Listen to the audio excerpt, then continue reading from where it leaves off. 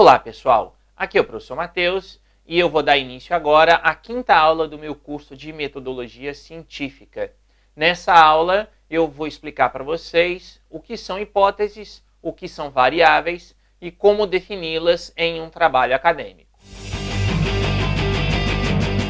Nas aulas anteriores eu mostrei para vocês como fazer a introdução de um trabalho, como redigir a justificativa do trabalho e também como estabelecer os objetivos do seu trabalho acadêmico, tanto o objetivo geral quanto os objetivos específicos. Falei também nas aulas anteriores que a introdução ela é composta, na verdade, por 3 elementos que correspondem à apresentação do tema, à delimitação do tema e à definição do problema ao final da introdução. Falei também de que a introdução ela corresponde a um texto corrido, a justificativa também é um texto corrido, e os objetivos, por sua vez, pode se apresentar na forma de um texto corrido, só que eu, pessoalmente, prefiro apresentar na forma de tópicos, na forma de frases mesmo, né, para que isso fique bem claro para quem está lendo o meu trabalho. Agora, a gente vai começar a falar de uma outra parte do projeto, do trabalho acadêmico, que é a parte em que você vai apresentar para o seu leitor as hipóteses e as variáveis que vão estar presentes no seu trabalho acadêmico. Vamos começar pelas hipóteses. O que são hipóteses? No âmbito acadêmico, no âmbito da metodologia científica, a palavra hipótese aqui, ou as hipóteses, elas têm o mesmo sentido que o senso comum. Ou seja, é uma resposta provável, é uma resposta possível. E é uma resposta provável, uma resposta possível a quê? Ao seu problema de pesquisa. Isso significa dizer que vocês não conseguirão montar boas hipóteses se vocês não tiverem montado um bom problema de pesquisa. Lembrem-se de que eu falei lá na aula 2 e na aula 3 do meu curso que o problema de pesquisa acaba por ser a parte mais importante do trabalho ou a parte mais importante do projeto, já que todo o restante depende do problema de pesquisa. Mostrei isso para vocês na aula passada, já que os objetivos eles dependem do problema de pesquisa, e mais uma vez então a gente regressa ao fato de que sem um bom problema de pesquisa, sem um problema devidamente estruturado e apresentado, o desenvolvimento de qualquer trabalho acadêmico acaba por ficar prejudicado. Nesse sentido, então, eu repito que as hipóteses elas são respostas possíveis, elas são respostas prováveis ao seu problema de pesquisa e elas são respostas supostas, ou seja, significa dizer que você não precisa ter e você nem mesmo deve ter respostas já estabelecidas para o seu problema de pesquisa. Até mesmo porque seria um contrassenso. Quer dizer, se você apresenta um problema, mas se você já tem as respostas para esse problema, não faz muito sentido você colocar isso num projeto de pesquisa, porque senão seu avaliador vai perguntar para você, olha, se você tem um problema, mas já tem as respostas, para que você quer estudar esse tema? Então ele se torna desnecessário, né? Ou seja, a pesquisa acaba por se tornar desnecessária. Então, na verdade, as hipóteses correspondem a mais uma parte do trabalho em que, entre aspas, é claro, vocês podem inventar, vocês podem colocar qualquer coisa ali. Ou seja, vocês vão inventar, de novo, entre aspas, hipóteses, desde que essas hipóteses, essas frases ou essas ideias que vocês pensem, elas sirvam para responder o problema de pesquisa de vocês. Significa dizer, então, aqui que as hipóteses elas são literalmente dependentes do problema de pesquisa e que as hipóteses elas não podem ir além daquela delimitação que vocês apresentaram na introdução. Ou seja, não tem o mínimo sentido que vocês apresentem aqui uma hipótese que eventualmente seja uma resposta possível ao seu problema de pesquisa, mas que esteja além, né, fora da delimitação que vocês apresentaram na introdução. Então tomem cuidado com isso, quer dizer, não criem aí hipóteses que extrapolem aquilo que vocês colocaram, tanto na delimitação do seu tema, quanto no seu próprio problema de pesquisa. Ainda nesse sentido, é importante também destacar que vocês vão propor hipóteses, como eu disse anteriormente, sem saber se elas estão certas ou não. Quer dizer, não se deve ou não se espera que o pesquisador ali, na hora que ele está montando o projeto de pesquisa dele, que ele já saiba que aquilo seja plausível ou não. É lógico que o pesquisador, quer dizer, você que está fazendo aí o seu trabalho acadêmico, você vai ter uma ideia, você vai ter uma noção, né? Você tem o seu, por um lado, você tem o seu bom senso, é claro, e por outro você já tem aquele conhecimento prévio que eu falei nas outras aulas, quer dizer, o conhecimento prévio sobre o tema, então você já vai ter uma noção ali mais ou menos de qual é o rumo que o seu trabalho vai seguir, né? Para onde o seu trabalho vai seguir, ou seja, quais vão ser as possíveis respostas, o que significa dizer que vocês não vão aqui inventar nada esdrúxulo, nada extravagante em relação ao trabalho que vocês estão fazendo. Agora, o que é importante destacar é isso, é que vocês não precisam necessariamente dizer, isso aqui, essa ideia, efetivamente vai resolver o meu problema de pesquisa. E vocês não precisam fazer isso, porque isso, ou seja, dizer se aquela frase, se aquela hipótese é verdadeira ou falsa, é função da pesquisa em si.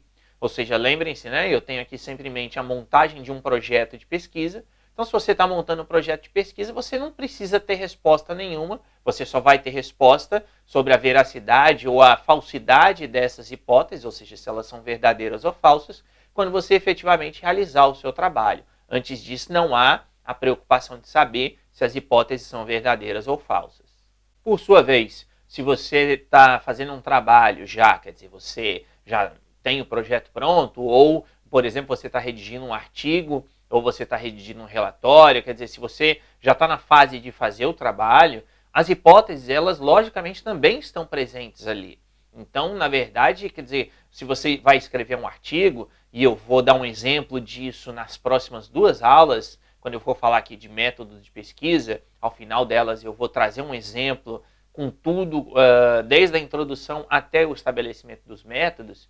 Então, nesse sentido, quer dizer, quando a gente faz um artigo, ou quando a gente faz um relatório, a gente também tem ali a nossa hipótese, 1, 2, 3, enfim, não importam quantas hipóteses. A gente tem essas hipóteses porque a gente tem aquele tema ali, aquele problema que a gente vai trabalhar, e no decorrer do texto, então, a gente vai caminhando em direção a uma resposta, quer dizer, em direção à solução desse problema, e esse caminhar em direção à solução do problema, em direção a essas conclusões que resolvem um problema de pesquisa, que resolvem o seu problema inicial, que motivou você a redigir aquele artigo ou aquele relatório, quem mostra esse caminho, digamos assim, ou são as hipóteses. Ou seja, mesmo que você esteja fazendo apenas aqui um artigo ou um relatório, ali também devem estar presentes hipóteses, se não em um projeto, pelo menos na sua cabeça, para que você saiba então o rumo que você vai seguir. É muito importante destacar esse ponto, porque se não houver hipóteses, na verdade o pesquisador acaba por ficar perdido. Quer dizer, é claro que ele tem lá os objetivos já estabelecidos, mas como concretizar esses objetivos? Então, esse como concretizar aqui, ou seja, que ideia seguir, que caminho seguir, isso vai ser estabelecido pelas hipóteses que vocês vão levantar para fazer o trabalho de vocês. Eu quero aqui então destacar alguns pontos ou alguns aspectos acerca de o que é uma hipótese e que características elas possuem. Então, a primeira coisa é que uma hipótese é uma frase que contém uma relação entre variáveis. Eu já expliquei aqui, lá na aula número 3, quando eu falei sobre a definição do problema de pesquisa, eu já expliquei o que seriam, então, essas variáveis, mas naquele momento eu usei uma outra expressão. Quer dizer, lá eu falei para vocês que um problema de pesquisa, ele precisa ter uma relação entre as ideias que estão ali na frase. Ou seja, uma relação de causa ou de consequência, uma relação no sentido de que uma ideia que está ali presente naquela frase vai dar origem a outra, ou vai ser resultado de outra, enfim. Uma coisa vai, de alguma forma, se relacionar com a outra coisa, né? Uma ideia vai se relacionar com outra. Então, quando eu digo aqui uma coisa se relaciona com outra, uma ideia se relaciona com outra, que coisa é essa ou que ideia é essa? É aquilo que, do ponto de vista metodológico, se chama de variáveis. Eu vou explicar daqui a pouquinho nesse vídeo, com um pouquinho mais de detalhe, o que são essas variáveis.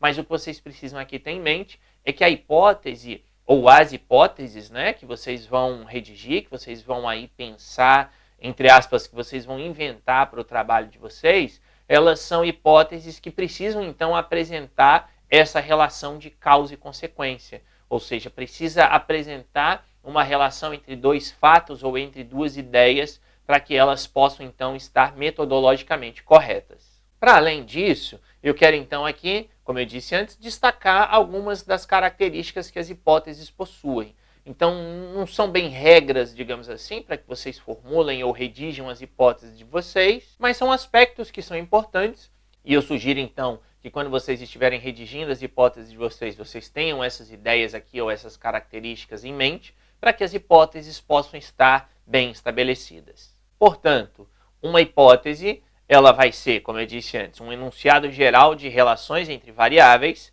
quer dizer, as variáveis são fatos, são fenômenos, etc. E essas hipóteses, então, em primeiro lugar, são formuladas como uma solução provisória para determinado problema, ou seja, é aquilo que eu disse antes. Por que é uma solução provisória? Porque, na verdade, você, em tese, ainda não tem a resposta para o seu problema, você tem ali pistas, né, de que rumo seguir, de que caminho seguir, de quais seriam as possíveis respostas para o seu problema, e essas pistas são justamente essas hipóteses que vocês vão inventar, que vocês vão criar aí, que vocês vão montar para o tema de vocês. As hipóteses também, elas apresentam um caráter preditivo ou explicativo. E o que significa dizer isso? Significa que você pode redigir a sua hipótese no sentido dela trazer uma previsão sobre um fato futuro, do tipo, se acontecer tal coisa, então ocorrerá outra coisa. Quer dizer, é uma previsão, né? Ou vocês podem redigir a hipótese de vocês de uma forma mais explicativa. E o que seria então esse explicativo? É colocar, por exemplo, o fato A ocorreu em decorrência do fato B. Então, na verdade, você está explicando uma coisa devido a outra, né? Devido ao acontecimento, a outro acontecimento. E nesse sentido, então, você está criando aquela relação de variáveis ou entre variáveis que eu falei anteriormente. Lógico que a hipótese ela precisa ser compatível com o conhecimento científico, quer dizer, essa compatibilidade aqui é no sentido de vocês terem aquele conhecimento prévio que eu disse antes, né, para que vocês possam montar hipóteses, redigir hipóteses que tenham logicamente relação com o tema de vocês e com a delimitação do tema de vocês. Logicamente que a hipótese ela precisa possuir essa consistência lógica, ou seja, ela precisa fazer sentido no âmbito do trabalho de vocês. E por fim, talvez a característica que seja aí a mais importante é o entendimento de que as hipóteses precisam ser passíveis de verificação empírica. E o que isso quer dizer? Significa dizer que vocês não podem inventar hipóteses e à torta e à direito. Quer dizer, é aquilo que eu disse antes. Em tese ou em princípio, você é livre para inventar qualquer possível resposta para o seu problema de pesquisa. Agora, essas possíveis respostas, que são as hipóteses, elas precisam ser passíveis de verificação. Lembrem-se daquilo que eu falei lá na montagem do problema, que é necessário, então, verificar se o problema é plausível de ser solucionado. E aquela ideia, ela se aplica aqui nas hipóteses também. Ou seja, não adianta nada se montar a hipótese ou redigir uma hipótese que não seja passível de uma verificação empírica, né? Ou seja, de um teste, de uma averiguação para saber se ela é verdadeira ou falsa, que consequências ela traz, etc. Então, cuidado na hora que vocês forem redigir as hipóteses de vocês, ou na hora que vocês forem pensar as hipóteses de vocês, tenham isso bem claro, tenham isso em mente, para que vocês possam, então, montar hipóteses que sejam plausíveis de serem testadas e verificadas acerca da sua veracidade ou da sua falsidade. Como eu havia dito anteriormente, uma hipótese é um enunciado que demonstra a relação entre duas variáveis. E a maneira mais simples e também mais comum de se redigir hipóteses é por meio dessa relação que eu coloquei aqui. Ou seja, se ocorrer x, então ocorrerá y. Se houver o x, o y acontecerá também. E o que são esses x e y aqui? Quer dizer, aí são os fatos, ou são as ideias, são as propostas que vocês vão trazer e que vocês vão apresentar, então, no trabalho de vocês. E não se assustem com esse x e y aqui, porque eu vou, ao final dessa aula, trazer um exemplo aqui, vou explicar esse exemplo para vocês, mostrando, então, o que é esse x e o que é esse y. Um aspecto importante sobre hipóteses é que elas sempre precisam vir na forma afirmativa. Ou seja, enquanto que o problema de pesquisa ele vem na forma interrogativa, como eu tinha colocado lá na aula 3, as hipóteses não. As hipóteses elas aparecem sempre no trabalho como frases afirmativas. Também lembrar aqui que as hipóteses elas não necessariamente vão vir na forma de texto. Quer dizer, é claro que se você está redigindo um artigo ou um relatório, nada impede que ali no meio do seu texto você coloque a sua hipótese, né, como no texto corrido, digamos assim. Agora, se você está montando um projeto de pesquisa, o ideal é que as suas hipóteses venham na forma de tópicos mesmo.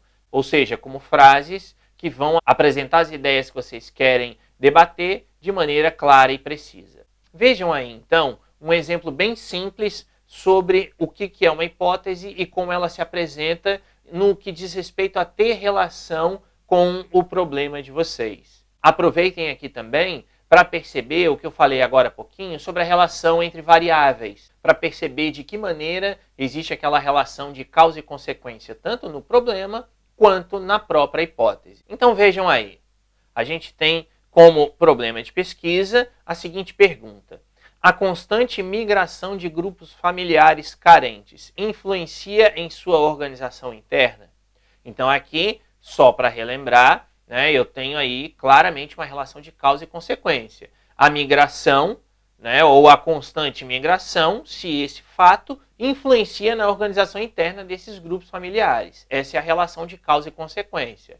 E a minha hipótese, ela vai trazer isso também. Então percebam aí, se houver elevado índice de migração de grupos familiares carentes, então haverá elevado grau de desorganização familiar. Percebam que aqui eu estou colocando o quê? Eu estou colocando uma possibilidade. Eu não estou afirmando que o fato das famílias serem carentes e delas migrarem o tempo todo, que isso desestrutura ali a unidade familiar. Eu estou dizendo que se ocorre isso, então ocorrerá aquilo.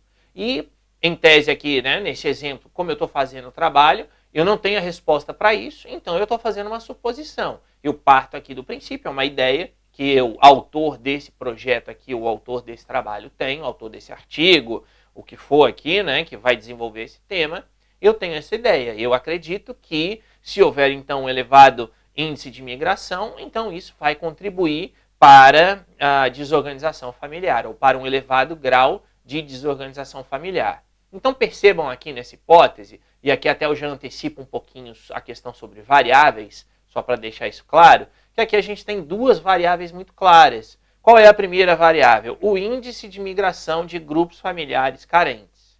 E qual é a segunda variável? É o grau de desorganização familiar. Então, nesse sentido, eu tenho uma variável, eu tenho outra variável, uma pode influenciar a outra, e é isso que compõe, então, a minha hipótese. Significa dizer, então, que as variáveis elas precisam, de uma forma ou de outra, serem passíveis de mensuração. Então, se eu tenho aqui a variável grau de desorganização familiar, eu posso estabelecer que o grau de desorganização familiar se classifica, por exemplo, como médio, baixo e elevado. Ou o índice de migração, a mesma coisa. Eu posso estabelecer que é um índice baixo, um índice médio, um índice elevado. Enfim, aí eu, autor do trabalho, vou deixar claro ali o que são ou como são esses graus de mensuração para que o meu leitor entenda aquilo que eu quero dizer.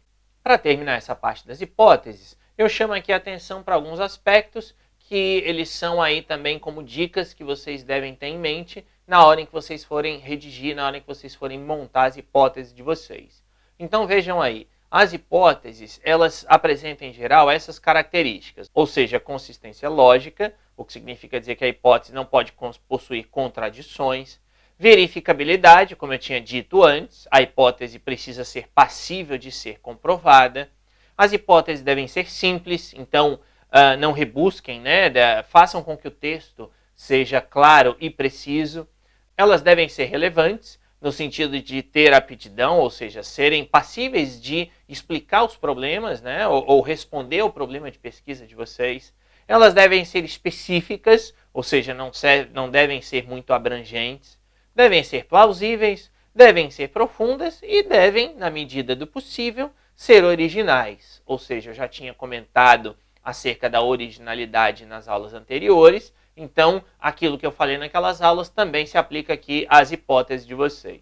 Dito isso, eu quero aqui voltar um pouquinho para as variáveis, eu falei agora um pouquinho sobre elas, e eu quero só reforçar algumas coisas aqui acerca desse conceito de variável, para que isso fique bem claro para vocês. Então, como eu disse antes, as variáveis elas são ali construções teóricas que vocês vão fazer no trabalho de vocês e que vão possuir um determinado conteúdo. Então, como eu tinha dado no exemplo agora, índice ou grau de desorganização familiar, ou seja, isso é uma variável. E aí você vai dizer assim, isso é claro, é variável porque eu posso dizer que o grau de desorganização familiar varia de 0 a 10, por exemplo. Ou seja, é uma variável numérica, né, quantitativa. Mas as variáveis, elas também podem ser qualitativas. Então, puxando aí para a área jurídica, por exemplo, eu posso dizer que a ideia de constitucionalidade é uma variável em um trabalho que eu estiver fazendo, por exemplo. Por quê? Porque eu posso dizer que determinada norma é constitucional ou que determinada norma não é constitucional. Portanto, nesse sentido, a ideia de constitucionalidade se torna uma variável no meu trabalho acadêmico. Por quê? Porque pode ser constitucional ou pode não ser constitucional. Então, a ideia de variável é isso, quer dizer, é uma construção, né, que você vai fazer, repito, e que tem a função de medir coisas ou de medir fatos, de medir ideias no âmbito do seu trabalho acadêmico. E aí eu repito, né, pode parecer estranho eu dizer medir ideias, mas significa dizer o quê? Que você vai se utilizar disso, então, para analisar ou para avaliar aquele fato que você ali tem na sua frente, né? Aquele fato que você está estudando. Então, por exemplo, quando nas aulas anteriores eu falei sobre aquele trabalho acadêmico que tem por objetivo analisar as doutrinas e comparar as doutrinas, comparar o pensamento dos autores, para dizer ali o que um autor pensa de um jeito e o que um autor pensa de outro, qual é a motivação ou qual é a justificativa. Nesse exemplo, as variáveis, ou a variável, é justamente isso, quer dizer, é o pensamento do autor. Quer dizer, a variável é o critério que eu utilizo para classificar. Então, eu vou dizer lá que o autor A pensa do jeito X, o autor B pensa do jeito Y, por exemplo. Quando eu digo que eles pensam de maneira diferente, eu estou comparando ali o pensamento deles e, logicamente, eu tenho uma variável, então, e por que isso é a variável? Porque é eu dizer, olha, sobre o tema Z, o autor X, ele pensa assim e o autor Y pensa assado. Então, essa vai ser a minha variável, esse vai ser ali o meu objeto de pesquisa, no sentido de ser aquilo que eu vou utilizar para classificar ou para analisar o meu fato, ou no caso aqui, as ideias que são expostas por esses autores. Então, variáveis existem, lógico, tanto em trabalhos quantitativos, que trabalham com números principalmente, mas também em trabalhos qualitativos. Elas estão presentes do mesmo jeito em todo e qualquer trabalho acadêmico. Feita toda essa explicação, eu quero aqui colocar bem rapidamente a própria definição formal de variável. Então, como vocês podem ver aí, uma variável pode ser considerada uma classificação ou medida. É um conceito, um construto, um conceito operacional que contém ou apresenta valores, ou ainda um aspecto, uma propriedade ou fator discernível em um objeto de estudo e passível de mensuração. Ou seja, é uma construção que vocês mesmos vão criar para poder analisar ou para poder atribuir valores que vão ser utilizados para analisar o objeto de pesquisa de vocês. Quando vocês então forem pensar sobre as variáveis do trabalho de vocês, pensem logicamente em estabelecer um nome, pensem em algum tipo de definição verbal, quer dizer, uma explicação de o que é essa variável, o que ela significa, principalmente para variáveis qualitativas. Definam ali um sistema classificatório, um conjunto de categorias, quer dizer, como que vocês vão classificar essas variáveis, como que vocês vão utilizá-las no trabalho de vocês, e definam um processo que permita a ordenação, a classificação dessas variáveis. E aí aqui, como eu já tinha dito antes, mas só para finalizar, existem as variáveis quantitativas, que trabalham principalmente com números, e as variáveis qualitativas, que trabalham com ideias ou que trabalham com conceitos, e conceitos, apesar de serem aí um pouco mais abstratos do que os números em si, esses conceitos vocês podem dizer que eles estão ou não presentes. Então, como eu disse antes, quer dizer, se eu trato com o índice de alguma coisa, eu tenho uma variável, provavelmente uma variável quantitativa, porque o índice vai ser de 10%, de 20%, de 70%, ou seja, é um número. Agora, eu posso ter também uma variável qualitativa, que é dizer como se dá aí a participação política do cidadão, por exemplo. Então, nesse caso, eu tenho uma variável qualitativa, porque aqui eu não estou entrando no mérito de quantas pessoas votam, mas sim qual é o grau de interesse do cidadão em votar, por exemplo. Nesse caso, eu teria então uma variável qualitativa. Para terminar a aula, eu quero aqui fazer um passo a passo com vocês em um problema de pesquisa hipóteses e variáveis para que vocês vejam como isso funciona na hora de se apresentar esses elementos em um projeto de pesquisa, ou pelo menos para que vocês estruturem essas ideias, caso o trabalho acadêmico de vocês dispense um projeto de pesquisa, como é o caso aí de um artigo científico ou de um relatório final de uma disciplina. Esse exemplo que eu vou utilizar agora é um exemplo concreto, é um exemplo real de um projeto de pesquisa que foi apresentado para a realização de um doutorado na Universidade de Brasília. Então percebam aí, como eu disse nas aulas anteriores, que essa ideia de um projeto de pesquisa e que essa estrutura que eu apresento aqui para vocês, elas servem para trabalhos acadêmicos de qualquer nível acadêmico, digamos assim, né? Ou seja, uma graduação, uma pós-graduação, um mestrado ou um doutorado, e que, como eu já enfatizei nas aulas anteriores, essas ideias elas servem então também para que você redija um artigo científico, para ser publicado numa revista, para ser publicado num livro, por exemplo, como um capítulo de um livro, ou em um relatório ou um trabalho específico aí de uma disciplina. Então, aqui não tem muito como fugir, eu vou ler esses tópicos e depois eu vou explicar item por item para que fique tudo claro para vocês. Então, a primeira coisa é o problema de pesquisa. Lógico que aqui, por uma questão didática, não tem como eu apresentar para vocês a apresentação do tema e a delimitação desse tema. Mas na hora em que eu for ler o problema, eu vou contextualizar isso aqui para que vocês entendam, então, a que esse trabalho se refere. Então, como vocês podem ver aí, o problema de pesquisa é essa frase que está aqui apresentada. Quais itens presentes no conceito de nação na Rússia, surgidos a partir do século XVI, influenciam o comportamento político contemporâneo dos russos? Então aqui eu tenho uma frase que se enquadra em todas aquelas características para a montagem de um projeto de pesquisa. E a principal característica que eu quero aqui destacar é a ideia de uma relação entre variáveis. Então percebam que aqui claramente eu tenho uma coisa que leva a outra. Ou seja, eu tenho aqueles itens que compõem ou que surgiram, né, na ideia de nação na Rússia lá no século XVI, por um lado. Então essa é uma variável. Que itens são esses? Que conceito é esse de nação? Ou que fatores ocorreram lá atrás no século XVI, por um lado. E por outro lado eu tenho uma outra variável, que é o comportamento político contemporâneo dos russos. E aqui nessa frase, então, eu estou montando uma relação entre essas duas ideias. E aqui, como eu disse antes, para contextualizar, a ideia desse trabalho era a de mostrar que hoje, que o comportamento político dos russos hoje é decorrente de determinados elementos que surgiram lá no século XVI. Então percebam que esse problema de pesquisa, ele acaba por sintetizar não só a apresentação do tema, que aí na apresentação foi falado sobre quais são esses itens, né? Ou seja, quais são os elementos que existiam lá naquele momento, no caso, naquele período da história russa. Depois, na delimitação, então, se foi afunilando, se foi fechando esses elementos, para se chegar em alguns que foram, então, analisados com base nesse problema de pesquisa aqui. Então, tenho isso claro, quer dizer, eu tenho aqui uma relação entre variáveis, porque eu tenho aqui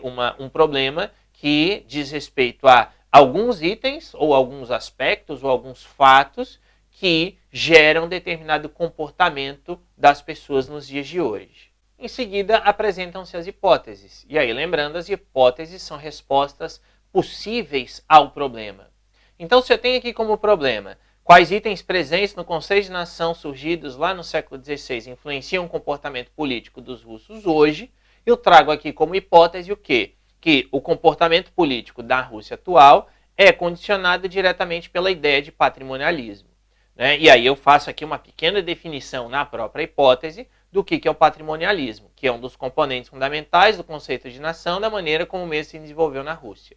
Então percebam que também aqui na hipótese eu tenho uma relação de causa e consequência, eu tenho uma relação entre variáveis. E que variáveis são essas? O comportamento político na Rússia atual, por um lado, e a ideia de patrimonialismo, por outro lado. Na próxima hipótese, eu também tenho aqui uma relação de causa e consequência.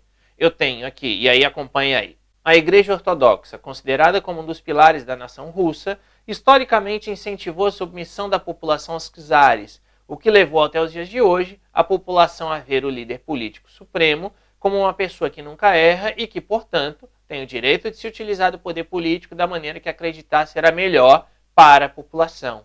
Então, de novo aqui, eu tenho uma relação entre variáveis. E que relação é essa aqui? É o comportamento da Igreja Ortodoxa, que historicamente, então, incentivou essa submissão, e esse comportamento da Igreja Ortodoxa gerando o comportamento político dos russos atual. Percebam, isso é uma certeza? Ou na hora em que o projeto foi redigido, isso era uma certeza? Não, isso era uma suposição do autor do projeto. Quer dizer, o autor do projeto supôs que a Igreja Ortodoxa, de tanto defender essa ideia, acabou incutindo isso na cabeça das pessoas e isso ficou até os dias de hoje. É uma hipótese, e aí que seria necessário então verificar se isso responde ao problema. Uma outra hipótese, como está aqui, o povo russo é historicamente acostumado com a ideia de que o Estado deve ser forte e provedor, com alta incidência de personificação do poder. Nesse sentido, a população russa não vê nenhum problema em abrir mão dos seus direitos políticos para, em troca, obter benefícios, entre aspas, vindos do Estado, tais como a manutenção da ordem. De novo, uma relação entre causa e consequência, qual seja a ideia de que, na história, os cidadãos russos se submeteram ao Estado com muita frequência, então, por esse motivo, hoje, o comportamento também é de submissão ao Estado. Existem ainda outras hipóteses que vocês podem dar uma olhadinha e estão lá no material de vocês. O material, não se esqueçam, está aqui na descrição desse vídeo. Então vocês podem dar uma olhadinha e perceber de que forma existem essas relações entre variáveis nas hipóteses e perceber também como essas hipóteses são respostas possíveis ao problema apresentado.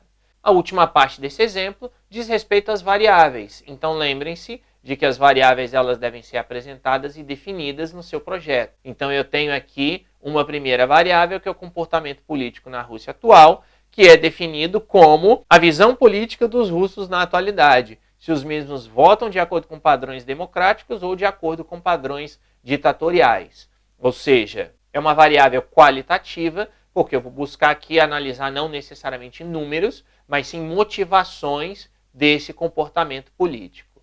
Outra variável é a própria ideia de patrimonialismo. Lembrem-se que essa variável aqui estava presente em uma das hipóteses que eu apresentei anteriormente. Então aqui eu venho e defino o que é a variável patrimonialismo.